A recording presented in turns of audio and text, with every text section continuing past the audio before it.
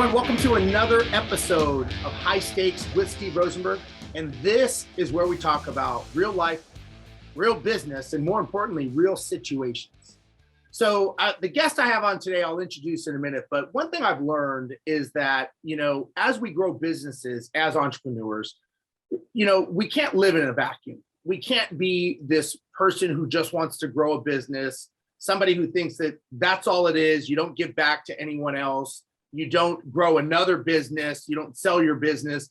In fantasy land, I think that we could all say that we want to just have this one perfect business that, everyone's happy and provides for us. But I think over time, in my opinion, and I'll get my friend's advice on this in a minute, but I think as you grow older, you want to do different things. And maybe the business that you started or the things that you did when you were younger don't carry on as you get older. You can sell a business, you can start another business, you can branch off from your current business to add on to it. So the gentleman I have on today, I've known for, several years, we'll say, John Bradford. He's does politics, he does prop tech, and he does pets. So John, thanks for coming today, man. I appreciate it. Thanks, Steve. Thanks for having me on your show here. Appreciate it. So tell everybody, we'll go deeper into the business of John Bradford here in a minute, but give everyone just an idea of who you are and what you've done to this point in your life.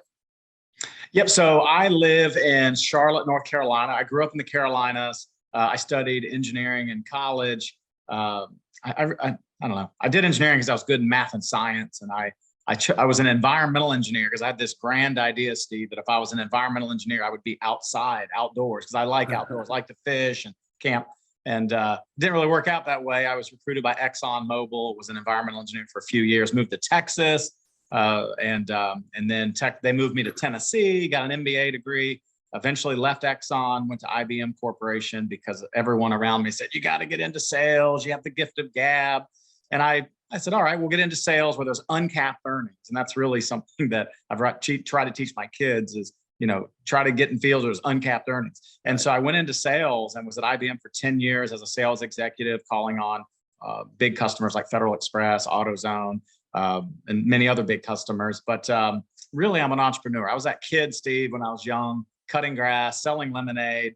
And so I eventually took my bonus commissions from sales and started buying real estate and got into managing my own properties as, for myself. And then other people I knew who trusted me said, go find me a house. And next thing I knew, I really figured out I could do this for a living. So grew a property management company for a while, in fact, 13 years. Exited that, although I'm still in it, so I didn't fully exit. And then started a pet tech company, which I know we'll talk about. But along the way, I got into politics, and it was just sort of something that, I don't know, all my life I was around my family were public servants. And I don't know, I hate to say calling, it sounds so cliche, but I think, I've always thought if I was in a situation to give back, then I should. And that's what I've done and continue to do even today. Okay, so I just want to break this down. Now, you said you had a property management company. It was a rather large company, and it was in different geographical regions, correct? Correct. Yeah. So we were based out of the Carolinas, and at the height, I would say at the heyday, we were probably in 4 or 5 states, and we were doing stuff in Indiana, Florida, Georgia, and then both North, South Carolina, and I think even Tennessee. And that was with a lot of the institutional REITs were asking us to go to different markets. And then, of course, as many of those organizations internalized, a lot of those markets went away. So then we just sort of focused back on the Carolinas. So, I would say we were definitely a larger, had a larger footprint in the single family rental space. Now, as an owner of that company, and I think this is important for people to understand, I don't want to say you were hands off, but you were very good at delegating and having a team run things while you were doing politics, correct? Yeah. So it was really a necessity to make it that way. I'm a pretty hands-on guy. Typically, I've never, I don't know, my mom and dad, I have amazing parents, and they're very hard workers. My dad, I remember him working 3 jobs to make ends meet. My mother always worked. They just sort of taught us the value of hard work and a dollar, which is something that I have great concerns that this country is starting to lose focus on, which is sad, but I don't want to digress here. And so when I started my property management company, I think it's important that I didn't buy a company. I literally started at zero, and I mean zero. I bought one house for myself, and then I bought two more houses, and I bought another house, and then I eventually grew it to, you know, a management company that was managing a few thousand rentals.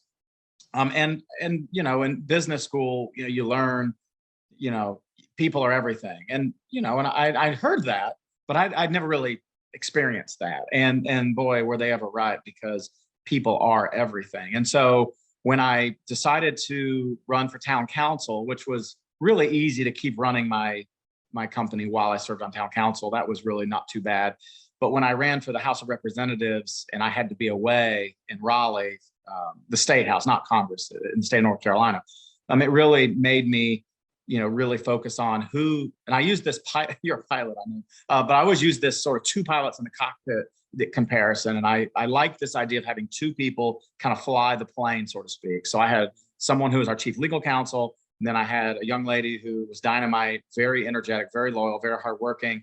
And she wasn't an attorney. So that's a skill set, right? You have to either go to law school or you're not an attorney, right? So I thought having an attorney plus someone like her flying this bird without me was a smart move. And that's really the way I ran the company. And eventually, to your point, I mean, I truly was, I think, the business owner that most entrepreneurs desire to be, in that the company was truly running without me. And a lot of people say that, but I can honestly tell you it ran without me. And, you know, and that was a wonderful feeling. And that gave me the opportunity to not only continue to do a good job at the political level, but also eventually allowed me to pivot and, you know, kind of go start some other things, which I'm sure we'll talk about. But people are everything. Yes. So after this was kind of, we'll say, running, you know, with the team, you kind of started going more deeper into politics. And yes, would you say, in your opinion, and obviously everyone has their own political beliefs, that's not, you know, we don't need to get into that, which I'm happy to, but do you do this to be better, or do you do this so that it doesn't get worse, in your opinion, the political landscape? Like, what's the drive for you to do this? Well, I do it because I think I have something to give. And I do think that my work makes it better. And if it's becoming better, then it most certainly isn't getting worse. I would just say that politics is often full. A lot of lawmakers, legislators are attorneys. Mm-hmm. And I have a lot of attorney friends, and we need attorneys. At the same time, though, you know who else we need? We need true business owners who know what signing the front of a paycheck means versus signing the back of a paycheck. Because there's a tremendous responsibility with signing that bottom right-hand corner of a check. And I know everything is done auto pay, so you're not really signing checks anymore, but you get the point. Sure. And so I felt like we needed, at least in North Carolina, as I would imagine any state does, you need people who really can talk about the issues that they're experiencing on the ground, from, you know, employee issues to you know, wage issues, to labor force issues, to regulatory reform issues. You know, I mean, I've done business in states that I swear I will never, ever hire another person in again, because that state was so difficult to establish a foreign entity and to get a business up and running, to go buy errors and emissions insurance. It was so painful, Steve, that I truly understand when they do the business rankings of the top states. And North Carolina is typically among, in fact, we compete very often with Texas. We're literally one or two, and it's because we've made it so much easier for businesses to get off the ground. And so I try to be that voice. And it's, again, it's not cliche. I hear so many lawmakers go, I'm a small business owner, you know, but a lot of times it's a business of one. And there's nothing wrong with that. There's lots of businesses with one, you know, but we need business owners who have more than one employee, who are truly over the different thresholds that start the ACA, you know, or other, you know, family medical leave issues, you know, things where you trigger those sizes to be able to speak to them. And so that's something that I bring to the table, and, you know, and I'll continue to do it as long as I'm having fun. The day I'm not having fun doing it, I don't want to do it anymore. When I mean fun, I don't mean like going to Walt Disney World fun. I just mean fun, like feeling like I'm making a difference and that the work that I'm doing is really helping people. And that to me is fun. Do you think as a business owner, successful business owner who's built a company and built multiple companies, yeah, do you think that it gets diluted? Like, does the business owner's voice get diluted by people who want? I mean, where does the disconnect happen, in your opinion, from a business owner's perspective, sitting there watching this going on and going, I don't see how it started off with this idea and it ends up, I don't want to say crushing the business owner, but not necessarily in their favor when the business owner is just trying to, they've got a service, product, concept, or idea that they want to bring to market. And there's all these issues that stop that. I mean, that's got to be frustrating as a fellow business owner seeing this.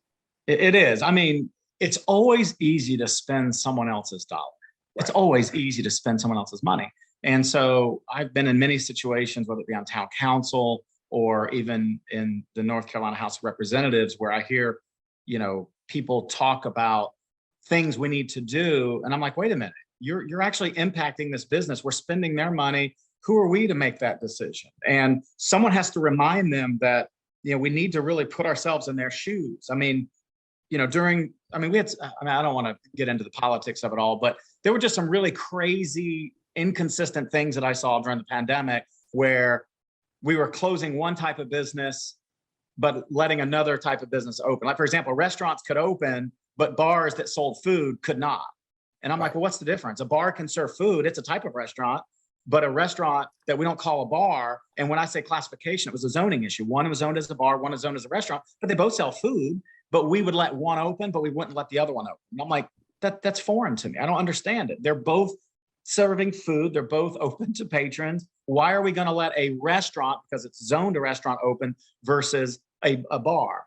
And those are just some little common sense things that, I scratch my head on. But that's why we need, I think, reasonable people in these roles to try to remind people, let's not spend other people's money. Let's make sure we're really being thoughtful about it. No, I agree. And I just, sometimes I wonder, are people doing it to, do they have their own beneficial reason why they're doing it? Do they do this for their own district's financial gain or, but things like that? To me, there's just no common sense. And I always just wonder, like, kind of conversations go on behind closed doors. Like, I mean, I just feel like, are you effing kidding me? Like, are you seriously saying a bar, because it's a bar, cannot serve food, so the owner cannot pay their bills? Because the banks still want their money. The mortgage lender on that bar wants to make sure they're getting paid, and it just seems like it gets disconnected. And I just wonder how they're able to justify that for their own sake. And again, it doesn't affect them really, because it's just I don't understand, and I wonder if that is going to, because of that, if that's helping change the landscape for whatever reason people want it to change. Do you think that'll have an effect on elections to come, or do you think it'll get forgotten? Well, I mean, it seems like, I guess everyone deep down has an agenda. I mean, my agenda has always been to be the voice of a business owner. Some folks are very strong advocates for, whatever their passion is. And sometimes that may cloud judgment, but I don't know if that will ever go away. I mean, that's why I guess they call it politics. I will say, though, that when organizations like the State Chamber of Commerce or even your local chambers of commerce, when they make those phone calls and they send those emails to their legislators or their assembly men and women or their council men and women to remind them this is how it's impacting us, those things can help. I've always said that some of the best laws, at least that I've been a part of passing, really came from people, at the street level, right? Who had their feet on the ground, who were experiencing a problem, and but it took them to raise their hand or to send an email or to make an office visit.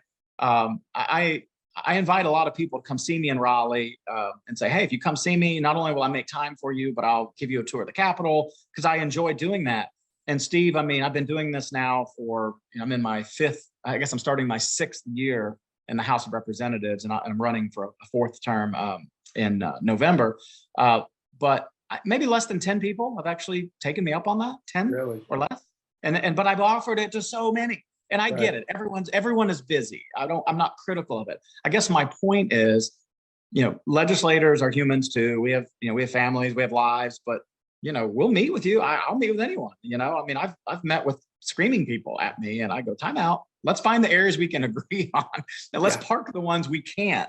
Because what I won't do is I mean, if we can't have decorum, we're not going to meet, because I don't I can't treat them with disrespect. And I most certainly am not going to be, disrespected beyond. I mean, I'm a pretty tough guy in terms of my skin because of this job anyway, but there does come a point where I go, okay, look, if you can't be nice about it. Can't be civil. Right. Yeah, you can be civil. Yeah, absolutely. That's where I feel like the country's kind of losing touch here. We hide behind Facebook and everybody says these really mean things with their keyboard muscles. But if they actually saw you face to face, they'd never say that to you. Right. I've experienced that so many times. And these folks think that I don't see their comments. And then when I see them and they try to butter me up, I don't call them out on it. But in my mind, I know what they're capable of. And I just listen and just kind of move on. Well, and again, you came from an industry, and I'd like to get into what you're doing now, but you came from an industry in the property management as I did. I used to tell people, we're basically a complaint desk. Like, it's kind of like when you go to the airport in bad weather days and you see that long line at the service desk. There's nobody there to tell the airline they're doing a great job. Everybody is pissed because they missed a flight or a connection, and they're just a complaint desk. And Pete, my business partner, he used to always say, we're kind of like the trash men of the real estate industry. Nobody wants us, but they need us. And, people only call you to yell at you or fire you. So you get that's right. thick skin because of that. And I think that probably, I'm sure that's helped you. It's helped me in other business ventures that I've done. I'm sure it's got to have helped you just understand the different types of people where you're not, if you were just doing politics, you'd be insulated or capsulized in this, ideology and maybe not around all the different people. But as an entrepreneur, as you are, you get to see a lot of different people. Right. Yeah, no, you're right. And you nailed it. That is a monster training ground for us. And I used to say at my company all the time, if no one is ticked at us, it's a good day, because typically someone is upset, right? There's some, because we're kind of in, even though our fiduciary responsibility is always to the owner, we know our role, but someone is always mad. Yeah, it's a very, very, it's a balancing act of the law, of customer service, of expectations, and all these combined in an emotional cataclysmic plumbing failure, and all that goes out the window, and next thing you know, you're trying to pacify people, but still monetarily keep it in line and keep everyone happy and legal and all that. So let's talk about your new venture of what you do. Well, you've got a new venture on your new venture, and so tell everyone what you're doing with the pet screening, because that's really not new, and then where you took it from there, because this is pretty slick. Yeah. So a couple of years ago, while I was doing property management, we had 2 dog bite incidents at our company, and we did not place the dogs, but we were sent demand letters because of dog bites, and we had to send it over to our insurance company. And our insurance company settled each bite. But there was 2 things that were important, I think, to note. One, we had just inherited these assets where the tenants and all the pets came with it. My company had nothing to do with the placement of any of them. And we had only been managing them for weeks, maybe 3 weeks. And both bites happened, and they were it was just serendipitous. One was in Florida, one was in Indiana. It just timing, Murphy's Law. And we had to disclose our insurance. But it made me take a step back and say, well, hang on, we didn't place these residents. We didn't place these dogs. There was nothing in the file about the dogs in either instance, by the way. So then I started to do I think good owners who are, I guess, honest with themselves are willing to go ask the questions, maybe to get the answers they don't want to hear, but they're willing to do it. So I asked my executive team, my pilot and co-pilot, hey, what do we do with pets? What do we get on every, dog and cat? And they gave me very honest academic answers, and I knew their policy answers, which is great. But now I needed to see if the policy was actually trickling down to the people that did the work. And as I'm sure you could guess, that doesn't always happen. It's just when you're a larger organization, there's no excuses, but that's the type of stuff that sometimes falls off the wagon. So as I started talking to some of my own property managers, every property manager was doing their best, but they were all doing it differently. One person would get 2 photos. One person would just get the degree description and written in an email. We just really weren't doing it in a standard way. And so kind of put a pin in that. That was one experience. And then when I was serving in the House of Representatives, sometimes we get these no vote sessions. What that means is we are in Raleigh. We're supposed to go vote on the floor, but then we'll learn we have no votes. And when you have no votes, that means you don't have to be in the chamber because there's no the roll call's done when you vote. That's how roll call's done. So I had a chance to last minute attend a NARPM broker owner conference that was going on in Vegas that I was not going to because I had votes. Well, when the Speaker of the House said we had no votes, I literally booked a last minute flight. I was not even supposed to be at this meeting. And I mean, it was the first NARPM meeting where I had moved off their board. I'd been on that board for like 7 years. I put a ball cap on. Everyone knew me as the suit guy. I pretty much wear a suit most days of my life. But I mean, I was wearing, who knows what, I was probably wearing jeans, but a ball cap. And I'm in this giant room with 1,000 people because this particular conference is for all brokers and owners. And it was like main tent sessions. So one room, 1,000 people, 3 microphones across the back of the room. And we had a series of guest speakers. And one of the speakers was the Assistant Deputy Director of HUD's Enforcement Division out of Washington, D.C. His name was Brian Green. And he was on stage and he was supposed to talk for an hour, Steve, about HUD related issues, like things like familial status, disparate impact, ESAs, and support animals. Well, he started on the support animal topic and he never left the topic for an hour because everyone in that room had so many questions. And those microphones, there was 3 of them. I mean, I'll never forget it. They were stacked 12 people deep the entire 1 hour period. Now, many people were asking Steve the same question in a different way. And I call that piling on. I see that a lot in politics. It's like, please listen to the question before you because he's already answered it. But the man was so courteous and nice. He just kept re-answering the questions. And it was in that room, no joke, that I saw the problem that if these are broker owners of companies who I know and respect, and they are not clear on how to handle service animals and support animals like emotional support animals, how do you imagine the employees that are working for them? How are they handling it? And it was in that room that I think I got out my BlackBerry. I think it's not a BlackBerry. And I started searching for domain names to start a business. I had this idea of a software company. I didn't find the domain right away. It took about a week, but I finally found the name Pet Screening. When I Googled pet screening, it was screens for pet doors that go on and off porches. Right. It was screens, right? And so the name petscreening.com was available. So I went ahead and bought it off of GoDaddy. And I started a software platform that really focused on the management of pets, pet policies, and then the validation of assistance animals. And we started that, a little over 5.5 years ago. And it's been an amazing journey. And we're doing business in all 50 states. We have several million rentals using our service. We're a free service to landlords. I mean, it's been a really fun journey, but it all started with an idea. I think that's the point.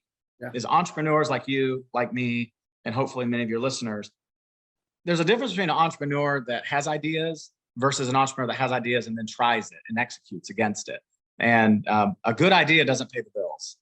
Never does. Right. No, I get it. Now, let me ask this, looking back at the journey, and I'm sure you used a lot of your expertise from owning a business prior.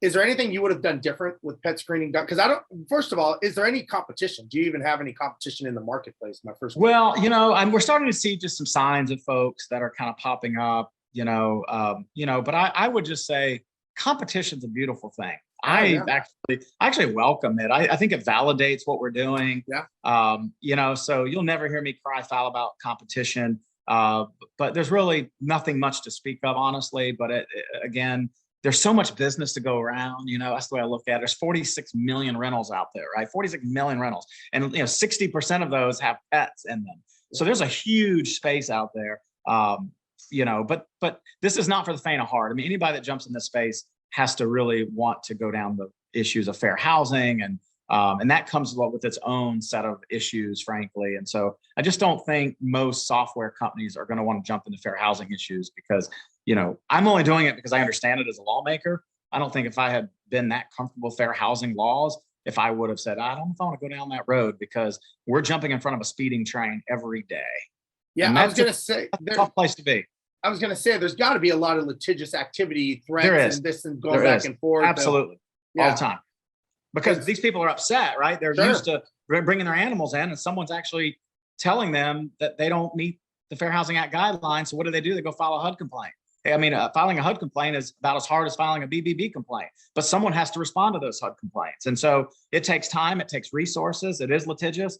So we're a SaaS-based product, but there is this fair housing component that under the statutes, everyone with a disability must be treated uniquely. So you really you can't make it an algorithm. You can't make this a robot. You actually have to have human beings that are reviewing these requests. And so that takes a lot of effort and knowledge and know-how. And so I think that is a barrier of entry that it's not insurmountable, but it definitely makes it, I think, a challenge for anyone that just wants to go jump in front of fair housing. Do you think because of it taking so much in manpower, is the business scalable, or is it at scale at this moment? No, well, it is scalable, but there is a labor component that you'll never be able to remove because of the statutes. You know, the statute says, I mean, I have identical twin girls, just as an example. And if both of my twin girls, being identical, both made an accommodation request for, let's say, an ESA, you can't review one identical twin and just apply it to the other one. Each twin, even though they're identical in DNA, they deserve their own individual review, their own individual scrutiny, their own individual request. And so that means that somebody has to do it right. I mean, I'm assuming that we're talking about doing it right. If you do it right, someone has to review each request individually, uniquely. And we really work hard as a company not to get to know. In other words, we're not punitive, but at the same time, you either meet the guidelines or you don't. I mean, that's where we are. You meet them or you don't. And we don't make the guidelines, but we most certainly enforce them. And we have 60% of the requests that we review do not meet the guidelines, Steve. This is huge. 60%. That means for the industry, the entire rental housing industry, 60% of these requests are not animals, which means they're eligible for pet policies and pet fees. And this isn't about necessarily making extra revenue. This is just collecting the revenue that you deserve if they're pets, because pets are not a protected class, and there are people that need these animals and they're legitimate and they're not the problem. It's the bad actors who are trying to get around pet policies, not wanting to pay pet fees, and they think they can just go online and buy a certificate and off they go. And pet screening is here to at least make sure they understand the guidelines. And if they meet the guidelines, they get approved. If they don't meet the guidelines, then they don't get approved. That's the way it works. But there's a lot of intricacies in between. I'm sort of oversimplifying. No, I get it. Now, let me ask you this from a airline pilot perspective, going to the airport and seeing, like a farm basically in the terminal some days. Why could something like this not be instituted with the airlines? Yeah, so the airline industry is under the Air Carrier Access Act. It's the ACAA. Right. And that's a different act than on housing. It's the Fair Housing Act. So the Fair Housing Act has different guidelines for animals and housing, whereas the Air Carrier Access Act has different guidelines for animals on airplane. Because in your environment, when you're flying these big birds at 35,000 feet, I mean, it's a very fixed, it's a fuselage, it's a safety issue. It's not like you can just exit the plane, right? So the safety aspect on a flight is different than in a housing environment. And so the Department of Transportation, the federal DOT, has actually come out they have strengthened some of the rules regarding what kinds of animals are allowed on airlines. And I think that has really helped. Like, for example, emotional support animals are no longer allowed on airlines. It's now just service animals, which are limited to dogs and miniature horses. And so just by taking away emotional support animals under the DOJ, that has really cleaned up a lot of that craziness, like the peacock from years ago. Someone tried to bring a gerbil on a plane. I don't know if you heard this story, and I'm kind of paraphrasing, but you can Google it. She wanted to bring a gerbil or a hamster on an airplane. Well, airlines, just, this, but your listeners may not. Airlines do not let rodents on planes because their teeth never stop growing. And if they get loose, they're going to chew on the miles and miles of wiring in an airplane. So rodents are never allowed on airplanes. I mean, I don't want to say never, because maybe there is an instance when it's in some very sealed, triple sealed container. But for the most part, rodents are no-fly type animal. And this woman had a hamster. And I don't remember what airline it was, but if you Google it, you'll find it. So this woman was told no. Well, Steve, she went to the bathroom. This will blow your mind. She flushed her hamster down the toilet. Whoa. And she took her flight, and then she went and got a lawyer and tried to sue the airline and said that they made her kill her hamster. She couldn't take it. Wow. wrong with people? The point is, some of that madness has gone away now because the DOJ has actually made some changes to the Air Care Access Act. Now in housing, the Fair Housing Act, some newer guidance has come out about 2.5 years ago. I still say new, but that guidance has really helped by clarifying some of the issues around animals and housing.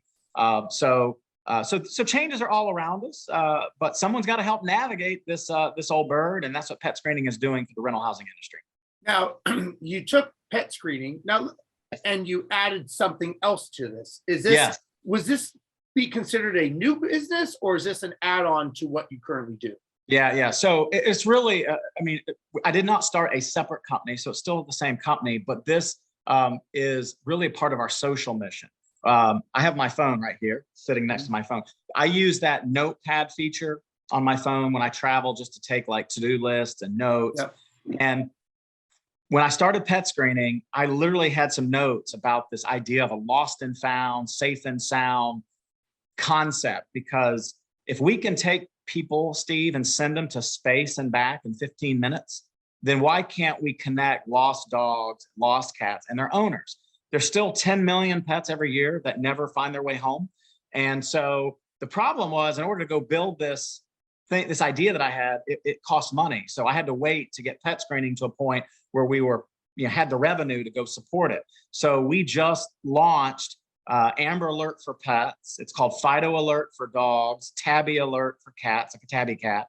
And it is a product, a service that is completely free to pet owners. We just launched it, kind of a quiet launch, because it's software and there's a lot of sexy tech in the background, because what it does is it utilizes a QR code on a tag with SMS texting. So that way, because texting is the fastest form of communication in this country. People read their text within seconds. 90% of text messages are read within 3 minutes. It's faster than email, it's faster than social media, et cetera. Well, texting is not free. You and I can text each other because we pay our cell phone bills and it's built into it, but we're really paying for it. Sure. Well, my company, in order to send out text alerts, someone has to pay for that. And so we have budgeted to go pay for this. But when you sign up, you put in your emergency contacts, up to 10, put in all their cell numbers. We send you a free tag. These tags, Steve, these are $8 dog tags and cat tags on Chewy. They're $8. We're paying for that. We send you a tag with a QR code. We give you a 9-digit, like a social security number, a Fido number if it's a dog, a Tabby number if it's a cat, that goes on your tag. If your dog or cat gets away, someone can pull their phone out, scan that QR code, set off a Fido alert or a Tabby alert, and we will send you a text message and all your emergency contacts as well, that someone has found your dog or cat. Now, this does not replace microchipping. Microchipping you must do, period. This is just another layer of protection for every dog and cat. Microchips, though, still have their shortcomings, because people don't put stray dogs typically in their cars to take to a vet. They're scared that it may bite them. So microchipping doesn't always get it done, but we still tell people, microchip your pets. This is another layer of protection with the microchip, and we're doing it for free. And it's our social mission, Steve. Our social mission is this: we want to help every lost pet find its way home. That is the goal. And we pay for it out of our revenue. I have over 1 million tags ready to be engraved and sent. And we're already getting, we've already had a lot of people sign up just in the last 2 weeks, and we've been very quiet about it. So stay tuned. But if you have a dog or cat, and I don't care how many you have, sign up. Go to Fido Alert or tabbyalert.com. Now, let me ask you this from your personal perspective. Is this that you love technology and you love the ability to do this? Is this a love for animals? Is it a combination of this coming together? Yeah, it's both. In the House of Representatives, I've run animal welfare bills. I found 2 birds when I was walking one time, and they were just born. They had no feathers. I picked them up, I put them in a box, I took them to my legislative office. I fed those birds on the hour, every hour, until they got big enough with feathers to start jumping out of the box, on the edge of the box. And then I took them to a songbird sanctuary. It's this woman that raises, helps these birds, I guess, get on their way, because at some point I couldn't take care of them. So I have a long reputation of trying to help, both people and animals that really can't help themselves. And then because I'm in tech and we understand tech, and everyone seems to have a pet, it just made sense to do this. And our team, Steve, my culture at my company, I don't take credit for it because it just has happened. Our team loves everything we're doing. They love Fido Alert, Tabby Alert. They love being a part of it. They feel like their work is not going unnoticed, because without their work, we would not be generating the revenue that is helping pay the budget for Fido Alert and Tabby Alert. Because again, it's got to get paid for. It is not free to me. It is not free to pet screening at all, but it's free to every pet owner in America. And it's only free because of the good work we're doing at pet screening. So I guess we're triangulating my love of tech, my love of pets, and then just the calling to do good. So let me ask you this: what would you say is next for you? What's next for John Bradford? I mean, you're doing politics. You're a very successful entrepreneur. Obviously, you understand technology, which is, if you can understand and capture that, what does someone like you do next? Yeah, great question. So I'm curious to see where my public service career takes me. Pet screening has grown to where I have an amazing executive team. That company could run itself right now. Like I don't consider myself, Steve, to be good at a lot of things. I really don't. But I tell you what I am good at doing. I am good at identifying people who have a passion, a shared passion in what I'm doing, and then they can take the ball and run with it. And I had that at my last company. And these relationships I still enjoy today. Like I don't let those relationships go. I just never have. So now at my new company at Pet Screening, I have a chief growth officer, I have a chief operating officer, a chief legal counsel, and this VP of sales. We're just hiring a CFO. All of these folks are buying into what we're doing, and they're running the company. Because I'm in legislative session right now, so I'm in Raleigh most days of the week. So they're running the company while I'm away, and they're running Fido Alert, Tabby Alert. So I think what's next for me is see where my public service career takes me. I feel like pet screening, we're just getting started. Even though we're 5 years in, there's so much more for us to do. Fido Alert and Tabby Alert, we're just getting started, so there's a lot to do. And from just an overall investment strategy, since I love tech, I started investing in tech companies. And so, I used to buy a lot of real estate, and I still have real estate, but I've started to take my money, invest in tech. And so I've made a few tech investments, and that's been something that I enjoy doing. So someday, I'm not saying that I'll have my own fund one day, but I think there's a possibility that I could help be a part of a fund, and actually be investing in tech companies and use my background and my experience share to maybe help them to the extent that I can. Because if you believe in something, then put your money where your mouth is. And in this case, put your money where your mouth is. And so that's what I've been doing with a couple of companies. So let me ask you this, and I want to be respectful of your time.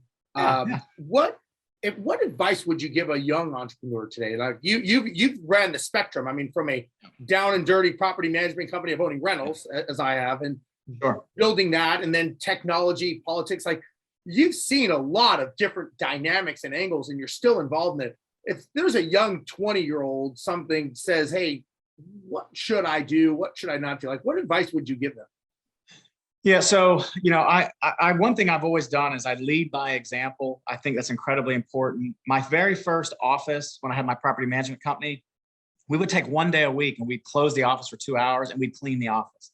And I always cleaned the toilets. I always did that because I felt like if my team saw me cleaning the toilets, I wasn't trying to be noble. I just felt like if I clean the toilets, then there's really nothing that I can ask you to do that I'm not willing to do myself. And so I think when you lead by example, you can really start to sense who's kind of fooling you and who's not, because you have a feel for it because you've done it. And when you've done it, then if someone tries to snow you on it or fool you or trick you, you go, well, no, that's not really it. So I would say lead by example. Treat people with kindness, take a high road. I always say there's a high road and then there's always one road a little higher. Take the high road. Even when it's hard, you'll learn a lot about yourself. And it can be hard. Being at the top can be lonely sometimes. And I'm not suggesting I'm at the top, but you get my point. Yeah. When you own the business and everything, everyone's coming at you, it can be a lonely place. But if you just try to be consistent and do the right thing each and every time, it'll pay off. And I try not to burn bridges. I try to make more friends than enemies. In politics, I mean, trust me, I know there's a lot of people out there that probably don't like me. But they don't know me. They don't know me. Because if they knew me, they'd say, well, he's actually a nice guy. We may disagree, sure, but he's actually a nice guy. So I try to just, even the craziest of crazies that I deal with, I tell myself, there's got to be something we agree on. There's got to be, maybe we agree this country's great, and that our founding fathers put this country here, and they're fighting for what they believe, and I'm fighting what maybe just the common denominator is we agree that we live in a great country. We can take it as high as we need to find that common denominator, but it takes work to do that. It does. So those are some of the things that I would say do, and don't hide behind texts. Don't hide behind email. Make a phone call, shake a hand, do the face-to-face meeting. My kids have ordered off the menus ever since they're old enough to talk. We go to restaurants, we make our kids order their own food because I feel like the younger folks don't know how to talk to adults. Like they're scared. I don't understand it. And so when I interview people, the people who follow up with us after the interview, that thank us for the interview, that thank us for our time, they rise to the top. The people that research our company by going to our website and spending all of 5 minutes and learning about us before the interview, they rise to the top. We're not really looking for the 4.0 GPA. We're looking for, good grades. We're not looking for excellent grades, because I'd rather have a well-rounded person who demonstrates that they can, have a good social skill set to be a good salesperson, because everyone at my company sells. I don't care what role you're selling, because that's what everyone should be doing. So if I'm young and 20, I think if you took heed to some of those things I share with you, you'd be on a good track to do good things. No, I agree. I think being basically being a good communicator and understand. Yes. I mean, something as simple when I speak at an event or I meet someone and I actually get a handwritten thank you card. It's so simple. And I get that. I'm like, oh my God, like just to get a handwritten card from somebody thanking me for my time. I'm like, wow, that something so simple just stands out as opposed to a text message or that 5 minutes. But that little 5 minutes someone took to send that can separate them from the pack. And in this competitive society where, a lot of people are out there competing for jobs, that little competitive advantage will pay dividends. Yeah, agreed. All right, I got 2 final questions for you. Yes. 2 questions. Sure. First question, when you retire and you're sunsetting and you and the wife and the family are sitting, on your hundreds of acres in North Carolina, what do you want to be known for? Like, what do you want people to say about you, about who you were and what you did? Well, I get asked this question a lot in politics, like, what legacy you want to be behind? Right. I'm like, well, what I don't want to be known for is being some crazy lawmaker. So as long as they're not talking bad about me, that's, I'm not trying to have some monument made of me or anything, but I would just say that what I am known for in my building is I'm always smiling, because why not? I say hello to everybody, and I'm not joking. Walk by me, I'm going to say hello to you. I've always been that way. I'll keep moving, but I'm like, hey, have a good day. And so that comes back. He's like, hey, he's so nice. He's so friendly. But it's authentic. Like, I am saying hello because I want to. I would say one area that we haven't talked about that I really, really am proud of, and my kids see me do it, and they're taking on to it, is I do a lot with the Down syndrome community. I work very closely with the Down syndrome community. I hire individuals with Down syndrome. In fact, my 5th employee in the state legislature with Down syndrome starts for me Wednesday. And I've always said, remember I told you that I like to give a voice to people and animals that don't have a voice. Right. Not saying that people with Down syndrome don't have a voice, because most certainly they do. But I just mean metaphorically, people who have disabilities actually have great abilities. And I think we need to, as a society, do a better job of finding those abilities and then putting them to work. And so I lead by example, because it's easy for me to say that. So I've tried to lead by example by hiring people who have Down syndrome specifically, because that's what I've chosen to do.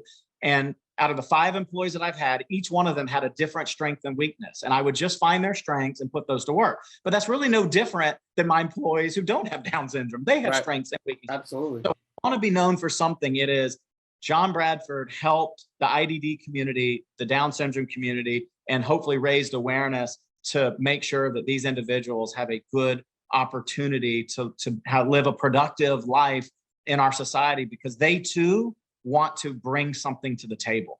But it takes people who are in positions of employment and or of authority to try to help shine a light on that and make it happen. In pet screening, we have a grant called PS for DS. It stands for Pet Screening for Down Syndrome.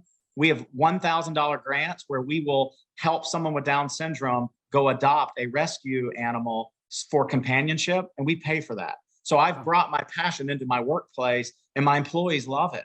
And we have employees and investors who have family members with Down syndrome, because most Americans have some connection to someone with Down syndrome. I don't, so not everybody does, but a lot of people have some connection somewhere. So that is what I'd like to be remembered for. That's great. It's kind of, when you were talking, I was thinking in my mind, someone who basically puts his money where his mouth is, essentially, by you're not only saying it, you're actually doing it by making it a reality. That's awesome, man. Yes. Good for you. Yes. Yeah. Now, all right, last question, and then I promise I'll let you go. No, I'm enjoying the time with you. I'm enjoying the time. You're great. So if you could have a drink with someone, whether it's coffee, beer, whiskey, whatever it is, and if they were alive or dead or even real or fake, like, who would you want to sit down and have a conversation with? Sam Walton, who started Walmart. Sam Walton, I never met the man. I was lucky enough to go to Walmart's corporate office several years ago as a legislator. They hosted a bunch of lawmakers, and I was lucky enough to get selected to go. So I went to one of their big morning rallies where they bring in employees from all over the country, and they spell Walmart like W-A. I mean, it's this big, hurrah thing, and you have to experience it to understand it. And I don't consider myself to be this voracious reader. I mean, I read, don't get me wrong, I can't not read. But I do remember reading one of Sam Walton's original books. I don't even know the name of it, but it may have been his first book, but it was about how he competed against Kmart when Kmart was the giant elephant and he was no one. And the way he would just do these fun events in the parking lot. They would bring in cows and do random things, and they would go buy a bunch of generators and sell them for cost until they were out. And when I reflect on that, I go, he was really a pioneer because he believed in his team. He believed in culture. And he was a very simple man. He drove a truck all the way to his death. He loved dogs. I mean, he had this loyal dog, and I'm sure many other dogs. So he would be a person I'd love to spend some time with. Yeah, I agree. I've actually heard his name several times. Oh, you have? Okay. Yeah, I have. And so obviously he's left a mark on many people, as we know, around the world. Sure. And I'm sure if he could come back and see the empire that he's built, I would imagine he'd be very pleased with what he's done and the amount of lives that he's changed. So yeah. And I would say Henry Ford would be a close second. I mean, that was another name that came to my mind because I'm an engineer and manufacturing and standardization, and what Henry Ford did for the automotive industry is obviously very clear to everybody. And so he would be someone that I could spend a day with as well. So he'd be a pretty close second. Yeah. I always thought Albert Einstein would be good to talk to, just to see the changes that he's created in his mind, of just having that conversation of how he thought these things up and how they, because a lot of stuff we see today is a derivative, even, Apple computers, and a lot of that is a derivative of what he created. So I think it'd be interesting to go back and just kind of see that thought process and that pattern. And I always wonder if you took someone like that from back then and put him in today, would he be an Elon Musk? Like, who would he be today if you transplanted that person? Right. I'm always curious how that would transpire into today's, ideological and logic and computers and all that stuff. So I always think about that. Yeah, that's a great question. Yeah, I bet you get some neat responses on that one. I do. Well, man, look, I appreciate your time today. Thank you. And as always, I mean, you and I have known each other a long time. Sure, we have. Yeah. If somebody wants to know more about the pet screening and they want to know more about all that you do, how do they find you? Yeah, so I mean, pet screening is petscreening.com. I would say my priority would be if you're a pet owner or a pet owner, sign up for Fido Alert. That's FidoAlert.com, TabbyAlert.com if you're a cat. If you have one of each, no problem. You can sign up for both. When you go to one website, it navigates you to both of them. And then, I have John Ray. I'm easy to track down. I mean, I'm a public figure, so you can find me. My son told me I had a Wikipedia page, and I'm like, okay, well, how do you know it's accurate? And he's like, oh, people go and write stuff. So at some point, I'm going to go read my own Wikipedia page. I've not done that, but I probably should, because I don't know anything about what it says. Yeah, that'd probably be something you want to check out. I mean, I don't even know how you change it, or I don't know about Wikipedia. Well, according to my son, it's user driven. So some user will go and edit it. But I'm like, well, what if a user just doesn't like you and they say a bunch of mean things? I have no idea. I don't know. Maybe I don't know. I'd like to think that's not happening. So I guess I should go look. Yeah, I hear you, man. Yeah. All right. And I will say, just for all your listeners, Steve is a great great leader in the industry, and and he's a guy that's always working both ends of the candle, from flying to which I marveled at flight. So I respect what you do, and I really do. I've always been marveled at flight, and so thank you for doing that, because we need good pilots. And then of course your work in property management, and now your podcast. So appreciate your leadership for the industry. I really do enjoy seeing you at conferences, and have enjoyed our time today. Thank you very much, John. I appreciate it. And again, thank you for your time, because I know it's valuable. And so I always try to respect it and really appreciate you sharing your knowledge, because I think a lot of people, as entrepreneurs, as politicians, as everything, can learn from you. And I think you set a great example, not just in the property management business, but, as an entrepreneur, and taking what you believe in and putting it into actual reality with what you do. And I think there's a lot to be said about people that, again, don't just talk about it, but they actually do it. And they do it, they do it with a certain amount of grace, as you do. So I think it should be commended. And man, good luck on the pet screening and the Fido alert. And I think it'll be an interesting ride, man. We're excited. Definitely excited to see it. And I know my wife wants to get one of those for our dog, so we'll be tell her sign up. Take a couple of weeks to get her tagged, but tell her sign up. Awesome. All right, John. Well, hey, thank you. Thank you very much, and everybody, thank you for watching, listening, all that. Yes. If you want to, please leave a review, share this, all the channels, everything that you do. And I will be back next week with another episode of High Stakes with Steve Rozenberg. We'll talk to everybody then. Bye-bye.